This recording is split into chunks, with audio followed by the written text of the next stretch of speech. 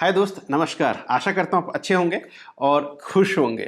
आज हम बात करने वाले हैं माल्टा के बारे में। जी हाँ, माल्टा में डी कैटेगरी वीज़ा क्या होता है और आप अगर डी कैटेगरी वीज़ा का अप्लाई कर रहे हैं तो आपको कितना महीने में मिलने वाला है। और मैं आपको ये बताऊंगा कि जॉब अप्लाई करने के लिए पूरा प्रोसेस क्या होता है, आप ऑनलाइन कैसे अप्लाई कर सकते हैं और अप्लाई करने के लिए कौन कौन सा डॉक्यूमेंट्स आपको चाहिए होता है। जब डॉक्यूमेंट आप सबमिट कर देते हैं तो प्रोसेस कैसे होता है और वीजा रिजेक्शन का कारण क्या है, मैं तमाम चीज़ों के बारे में दोस्तों आज इस वीडियो में कवर करने वाला हूं। तो वीडियो को आखिर तक जरूर देखें। अगर आप भी एक जॉब सीकर्स होंगे, यूरोप में जाके माल्टा में जाकर के अपना करियर बनाना चाहते होंगे तो वीडियो को आखिर तक जरूर देखें। नमस्कार, मैं हूं अशोक कुमार साहू, करियर कोच, और आप देख रहे हैं अपना पसंदीदा चैनल लावण्य ग्लोबल करियर प्लानर यूट्यूब पर।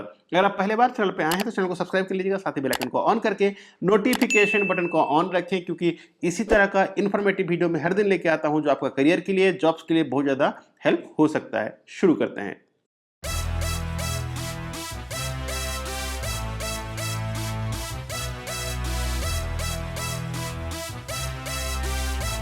तो दोस्तों, अगर आपका भी सपना हो माल्टा में जाके सेटल होने का, माल्टा में जाके काम करने का, अच्छा खासा इनकम करने का, तो सबसे पहले आपको ऑनलाइन जॉब सर्च करना है। आपके जो भी प्रोफाइल है, आपके पास जो भी स्किल्स है, उस स्किल्स के मुताबिक आपको जॉब सर्च करना है। और जैसे ही जॉब सर्च करते हैं आप और अप्लाई करना चाहते हैं, उसके लिए आपको कुछ डॉक्यूमेंट चाहिए होगा। जो है पासपोर्ट आपके पास होना चाहिए ओरिजिनल, और आपके पास होना चाहिए सीवी, यूरो पास सीवी होना चाहिए दोस्तों, और कवर लेटर। यूरो पास सीवी में ध्यान देना है कि जो भी आपका स्किल्स है, एजुकेशन है, एज है, जितना भी डिटेल्स है दोस्तों क्लियरली मेंशन करना है, ठीक है। और इसमें कीवर्ड का ध्यान देना है। जो जॉब्स के लिए आप अप्लाई कर रहे हैं वो कीवर्ड 4-5 जगह मेंशन होना चाहिए। जैसे आप अप्लाई करते हैं, आपका जैसे सिलेक्शन हो जाता है इंटरव्यूज के बाद, ठीक है, उसके बाद आपको सबसे पहला जो लेटर आता है दोस्तों वो है इनविटेशन लेटर। इनविटेशन लेटर का मतलब होता है it's kind of offer letter. आपका एम्प्लॉयर कहता है कि मैं इस बंदे को हायर कर रहा हूं, ठीक है। फिर आपको साइन करके वापस माल्टा भेजना होता है। जैसे ही आपका जो पेपर है वो एम्प्लॉयर को मिल जाता है, फिर वो भेजता है दोस्तों प्रिंसिपल अप्रूवल लेटर, ठीक है, जो आपका वर्क परमिट अप्रूवल।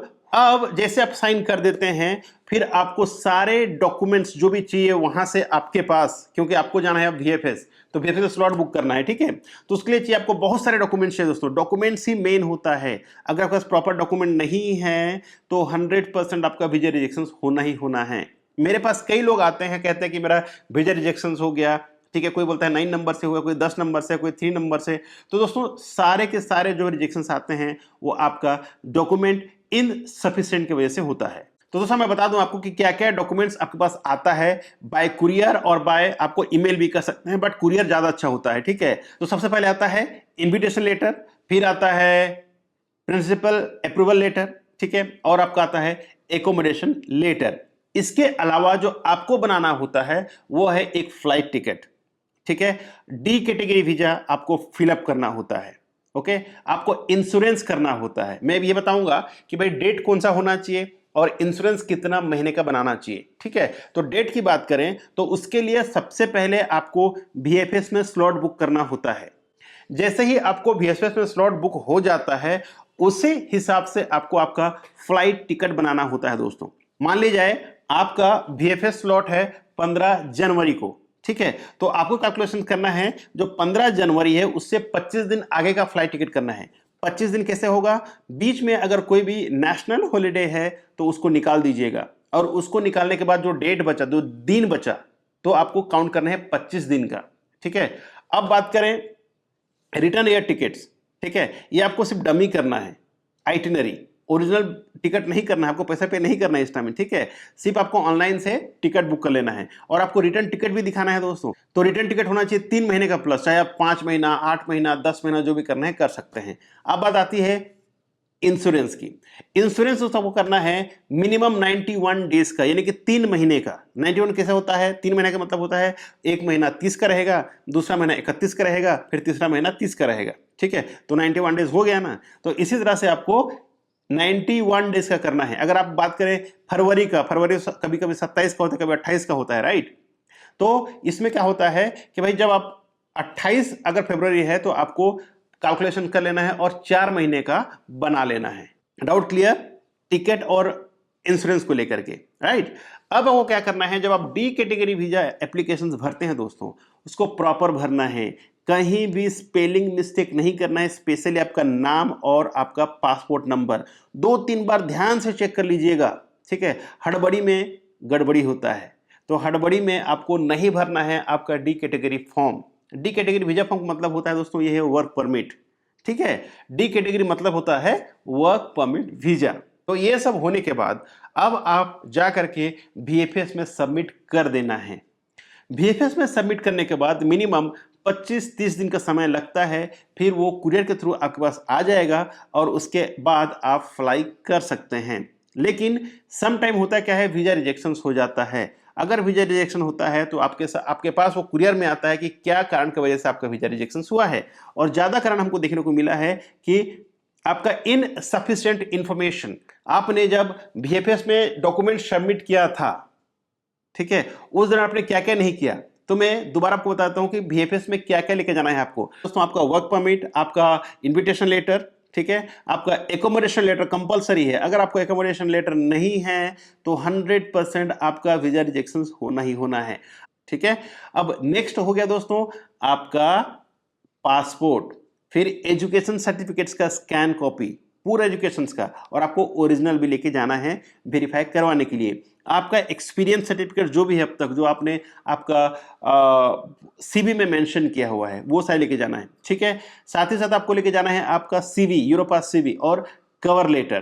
तो ये सारा डॉक्यूमेंट्स होने के बाद ही आपका वीजा स्टाम्पिंग होता है। और ना सिर्फ इतना ही नहीं, बल्कि आपको दोस्तों इसको एपोस्टाइल भी करना है। तो एपोस्टाइल कौन कौन से डॉक्यूमेंट को करना है, एपोस्टाइल करना है आपको आपका जो हाईएस्ट एजुकेशन है उसको एपोस्टाइल करना ही करना है, तभी जाके आपका वीजा अप्रूवल होता है, ठीक है दोस्तों। तो इसका अमूमन जो समय लग जाता है वो 3 से 4 महीने का समय लगता है, लेकिन अब 2023 में ये जल्दी होने वाला है।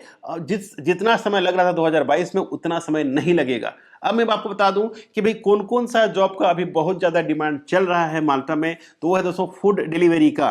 दोबारा से फूड डिलीवरी का बहुत क्रेज हो चुका है, बहुत ज्यादा वहां पर डिमांड स्टार्ट हो चुका है दोस्तों। दूसरा है वेटर्स का और सुपरवाइजर का, F&B सुपरवाइजर। तीसरा है दोस्तों आपका हाउस कीपिंग अटेंडेंट और हाउस कीपिंग सुपरवाइजर का। चौथा है शेफ।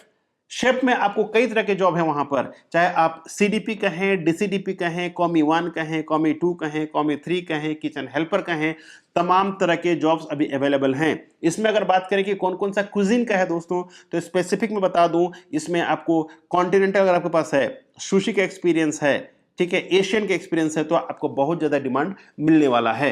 अगर बात करें, कई लोग ये बोल रहे थे कि अभी वहां पर वीजा देना बंद हो गया है, तो दोस्तों वो सिर्फ शॉर्ट टाइम के लिए है, वीजा देना बंद नहीं हुआ है। वहां पर क्या होता है, पूरा यूरोपियन कंट्री में सबसे ज्यादा क्रिसमस मनाते हैं, ठीक है। क्रिसमस फेस्टिवल जो है उनका बहुत ज्यादा पॉपुलर फेस्टिवल है, इस वजह से उनका छुट्टी थोड़ा लेंथी रहता है, लंबा रहता है, ठीक है। अपना लाइफ को एंजॉय करते हैं, अब जो भी उनका प्रोसेस है वो सब करते हैं, तो यही वजह से वहां पर दोस्तों हॉलीडे होता है। तो ये 25 दिसंबर से लेके अब कहें तो कम से कम 5-6 जनवरी तक काम थोड़ा स्लो होता है और नहीं होता है, ठीक है। तो आपको घबराने की बात नहीं है। जनवरी 10 के बाद आपका काम बहुत स्पीड से होने वाला है, और आपका जो भी वीजा प्रोसेस आप करवा रहे होंगे या आपका ऑफर लेटर का प्रोसेस होगा वो बहुत जल्द आपका होने वाला है। दोस्तों कई लोग घबरा जाते हैं जब ऑनलाइन अप्लाई करते हैं, यार मैं 2 महीने से अप्लाई कर रहा हूँ, 3 महीने से अप्लाई कर रहा हूँ, 4 महीने से अप्लाई कर रहा हूँ, मेरा हो नहीं रहा है। तो दोस्तों इतना आसान नहीं है ऑनलाइन में जॉब लेना, बहुत ही मुश्किल होता है। आप अकेले नहीं हैं जो जॉब अप्लाई कर रहे हैं, ठीक है, आपकी जैसे बहुत लोग ही जॉब अप्लाई कर रहे हैं। तो आपको कंटिन्यूअसली जॉब अप्लाई करना है।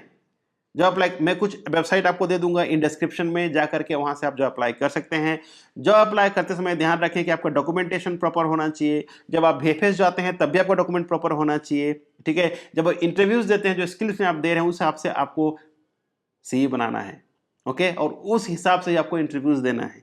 ये सारे चीज आप ध्यान देते हैं दोस्तों, तभी जाके आपको जॉब कंफर्मेशन होता है। अन्यथा आपको अप्लाई करना होगा किसी कंसल्टेंट के थ्रू, और कंसल्टेंट आपको जो अमाउंट चार्ज करना होता है अपने अपने हिसाब से वो चार्ज करते हैं और आपको पे करना होता है। हालांकि अगर आप ऑनलाइन अप्लाई करते हैं तो आपको साल, 1.5 साल, 2 साल भी लग जाता है। अगर आप काम नहीं कर रहे हैं फिलहाल, तो मैं आपको सजेस्ट करूंगा कि आप ऑनलाइन अप्लाई ना करें, आप किसी कंसल्टेंट के थ्रू करें, ताकि काम जल्दी हो जाए और आप जाकर के अच्छा खासा इनकम कर सकते हैं। अगर ऑलरेडी आपके पास जॉब है आप चाहे सऊदी में हैं, दुबई में हैं, अबू धाबी में हैं, कतर में हैं, कुवैत में हैं, ठीक है। अगर वहां पर आप जॉब कर रहे हैं तो आप ऑनलाइन ही अप्लाई करें, क्योंकि जो बंदा गल्फ में काम करते रहता है उनका सिलेक्शन जल्दी होता है और प्रोसेस भी आसान हो जाता है। यहाँ पर एक बात की ध्यान रखना, अगर आप गल्फ में भी कर रहे हैं काम तो आप वहां से अप्लाई करके वहां से VFS में सबमिशन कर सकते हैं।